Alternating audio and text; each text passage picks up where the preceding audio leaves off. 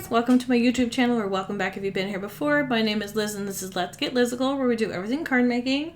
And today is day 3 of my holiday card series, and we're going to be doing something pretty fun. I'm going to be creating a scene with some Lawn Fun, Honeybee, Simon. We're doing a lot of mixing today. But I'm going to be creating a living room scene with a fireplace, because we're going to be using Honeybee's Fireplace die. I do not have the add-on sets for these, but I kind of want them, the Halloween and the Christmas ones, because I think they're cute. And it makes this fireplace. We're going to be making one that's gray and white, and I'm going to be cutting off this top part because I don't want the top part. I just want a normal little fireplace. So I'm going to be doing that, and then we're going to stamp this adorable little dog and a snow globe for the top of the mantle.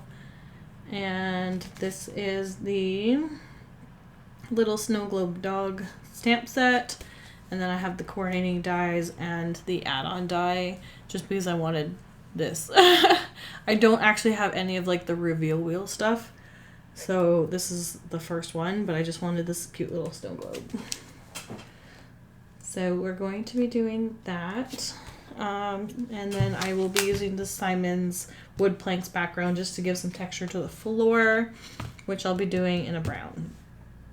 For these, we're going to assemble the fireplace together and see how that goes, because this is my first time doing that. This is my first time using this die. I bought it, I think, last year, and it's just been sitting in my stash. So I am actually going to go grab some ink as well, because I want to bring out some of the lines on here, and we need to do the fire. So I will switch over to my voiceover and then come back and you guys can watch me do that. Hey guys, so voiceover Liz here. This card took me a little bit of time this week, and I have a bit of a longer video today because of that. It turned out really well. I really like the way that this card turned out. It was super fun to make. I absolutely love this fireplace die. It goes together fairly easily. There are a lot of pieces to it if you kind of want to build up that dimension and the texture, because each piece has its own embossing into it. And I love Honeybee's Lovely Layers dies. They're really great. And then I started with ink blending on all of the pieces I want to do the ink blending on, just so it had time to dry while I was assembling. So I did this little fire in reds and yellow and kind of blended it together. I think if I did this again, I would do the little sparks that come off the fire in a yellow, because those are usually brighter. So I think I would do those in yellow next time. It'll make them stand out a little bit more. And then for the background, I don't know why I ink blended this section at the top, because I'm cutting it off anyway, but I probably forgot about that at the time. But I'm just kind of smushing some ink into it so that it brings out a little bit of that texture that gets embossed into it with the stones. And I'm keeping it pretty splotchy, just because it doesn't need to be perfect. It actually helps create that, individual stone look.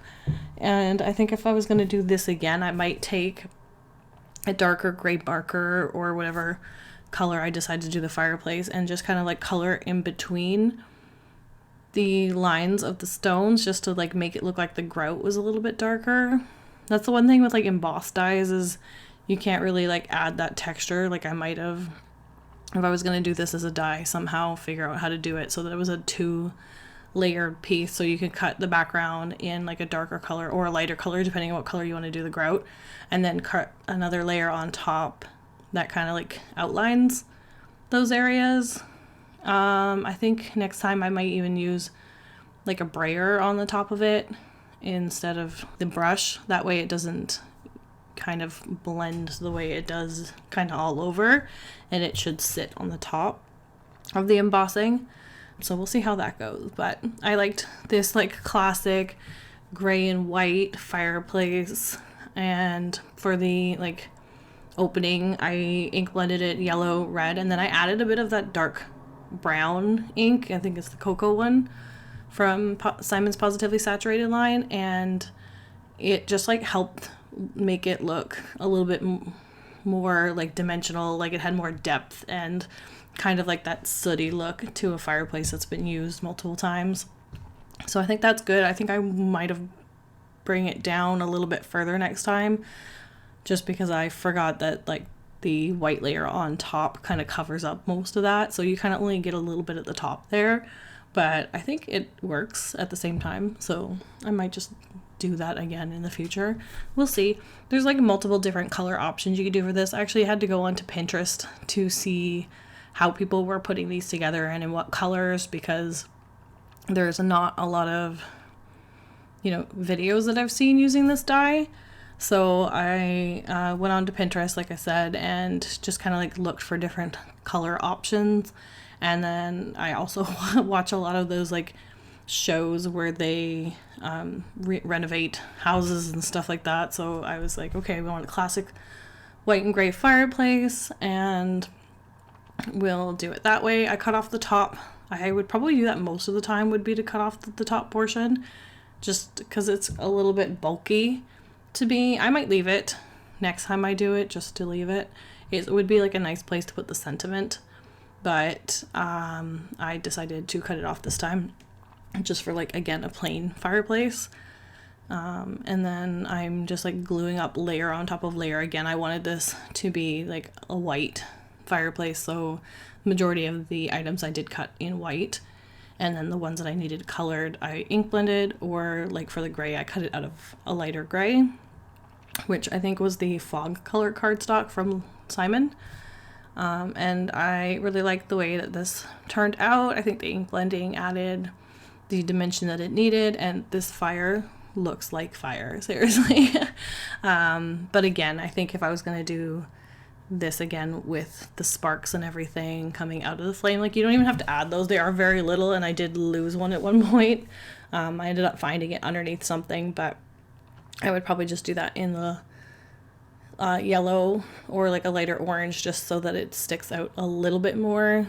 I was kind of also going by the image that I printed out. This is not actually on the packaging. I printed it on a piece of sticker paper and attached it to the packaging myself, so that I had a reference on kind of like how this die goes together.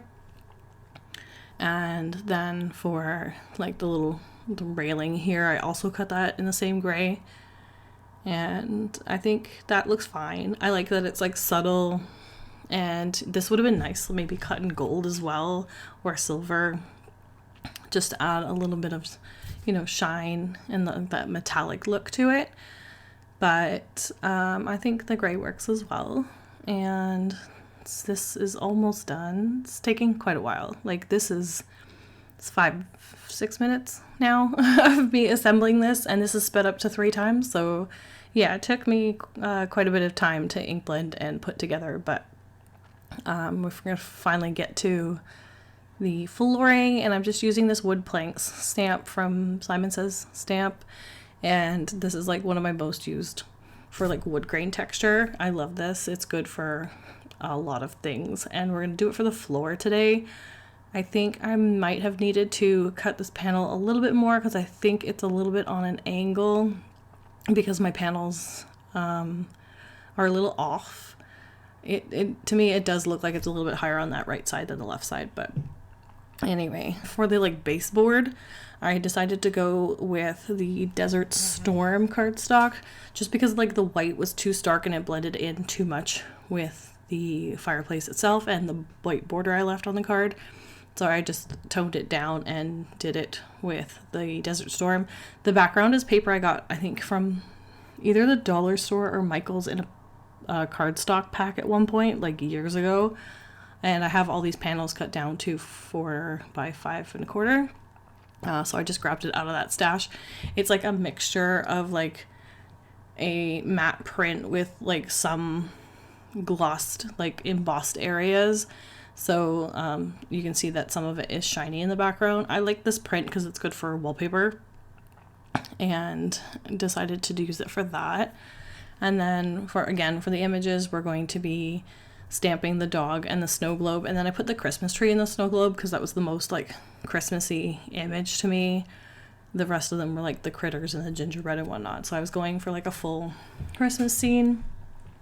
If I had had the add-on for this, for the Christmas set, I would have used the garland for that, because I was like, okay, this is looking like a little bit too plain. So you'll see here in a bit where I bring in some like pine needle kind of things in from a Mama Elephant die that I'll be using, I believe, next week for another card.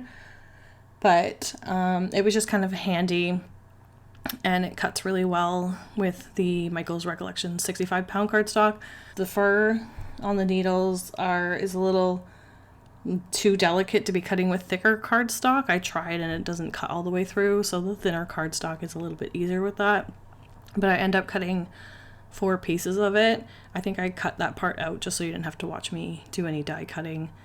But I cut 4 of them out and kind of layered them up and left them a bit loose on the card. So this card is a little bit more delicate. Either shipping it or putting it in an envelope, you just have to be careful putting it in and out because of the looser pieces, which you'll see in a bit what I mean. But I'm just like doing some quick coloring on these images, and then I am gonna fussy cut them out. Originally I pulled, well, the dies are kind of set with the stamp set. Like I now keep my dies in the back of the pouches that I use to keep my stamps in, just so that I have it together. But originally I was going to use the dies, but then I didn't want that white border on them, just because it looks a little bit off. I think when you're mixing die cuts with stamped images, it makes it a little bit better and cleaner if you're using it without the dies and fussy cutting them instead, because it makes it look a little bit cleaner and a little bit less of that like sticker look, like you just kind of slap them on the card after. So these were easy enough to cut out by hand afterwards, so I end up fussy cutting these and then just coloring the edges with a black marker to make it look nicer. And then I added some controlled snow in the snow globe, but I didn't want to put any drops on my acrylic block this time because I just needed so little of it. There was no point. Like even 1 drop of the acrylic paint most of the time is too much. So I just kind of like dipped it in the paint bottle instead. And then here I am putting those like pine needles on here. So this is from an ornament set I think that L'Enfant brought out last year, and I'll link it down in the description below. But I'm just adding glue to that center portion and then gluing it on, going from the center outwards. And then I didn't think that it was like full enough, so I cut out another extra set. Here's me just like poking out the little pieces, and then I'm gonna offset it a little bit and then glue it down. I think off screen I add like a little golden star in between just to like cover up the area where everything's overlapped. But you'll see that in the final photos. And then I added a tiny gold star to the top of this tree, I believe off screen as well, just because I felt like it needed a little something to make it a little bit more festive. And those were also from a Mama Elephant die. I think it's called Lots of Stars or something like that. It's a very small die, but it cuts out various sizes of stars. And I had a bunch of them cut out in the gold foil cardstock from Michael's. And I should cut out a bunch more just so I have them on hand. But I'll do that at a later time. But yeah, so I'm just going to glue the snow globe straight down just because there is some dimension to this fireplace. So it makes it look like it's sitting on top of the mantle. And it's behind the pine branches. So it looks a little bit more decorated. And then for the dog, we're just going to put him off to the bottom left so that he's like facing the fireplace. If I really wanted to, I probably could have grabbed some pencil crayons and added a bit of like a glow to his like face and chest or something, just to make it look like he's like sitting in front of an actual fire. But I'm just going to leave it as is. It's a little bit more flat, but I think even maybe ink blending a little bit over it with the yellow might have worked. I've not tried that before. Maybe I will try that at some point. Just thoughts as I edit here and do this voiceover. Sometimes when I'm watching myself do something, I'm like, oh, I could have done that a little bit better or different. And then maybe next time I'll try this. So that's what I'm thinking. Maybe if I added a bit of the yellow ink blended to his face, it would give that warm glow But yeah, again, I'll try that in the future. Maybe at some point. I was also originally not going to put a sentiment on the front of this card, but I decided like it needed a little bit of something. So I am going to like subtly stamp Merry Christmas under the fireplace here. I'm just going to do it in black on the cardstock just so it is visible, but it's not super noticeable when you look at the card. You do somewhat have to look for it, I guess. Like you can see it, but again, it's like subtle because it's kind of somewhat blending into the texture of the baseboards, but it's there. So that's our card for today, guys. If you like this video, please give it a thumbs up, comment down below, and let me know your thoughts. If you're not already subscribed to my channel, please subscribe because I'd love to have you here, and make sure you follow me over on Instagram and or Facebook for additional inspiration. And I hope you guys have a great weekend, and I'll see you again on Monday. So until next time, thanks guys. Bye.